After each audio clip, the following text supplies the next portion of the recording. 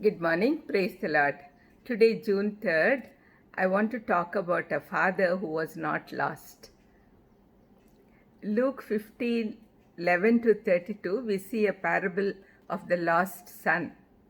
We usually talk about it, and many people compare ourselves to the lost son and the father to the God, the Almighty.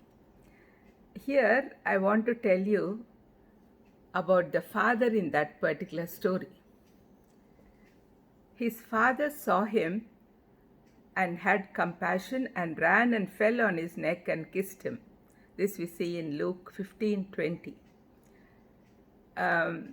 In the parable of the lost son, which is recorded in Luke 15:11 to 32, we usually talk about the prodigal son who came back to his father with repentance and the father who received him with love. The son was lost, but his father was not. So we'll talk about the father who was not lost. Let's look into his characteristics. First is, he was not lost in his love for his children. Usually the father's properties are allotted to his children only after his death. But here we see the father giving his properties to his younger rebellious son because he asked for it. Second is, the father was not lost in bringing up his children in the right track. In Proverbs 22:6 we see, train up a child in a way he should go, and when he is old he will not depart it. Accordingly, he brought up his child, both the children, and that is the reason why the son came back. Third is, the father was not lost in hope. Since he brought up his children in the right way, he didn't lose hope that he would come back. That is the reason why he saw his son when he was still a great way off.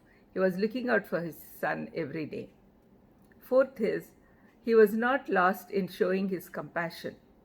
He ran and fell on his neck and kissed him. Imagine how dirty a person would be when he worked among the pigs and didn't have anything to eat and wear. Lastly, the father was not lost being a good father. He loved both his sons alike. When his older son came back from the fields and found out that his father was celebrating the return of his younger brother, instead of feeling happy, he was furious. His father came out and pleaded with him.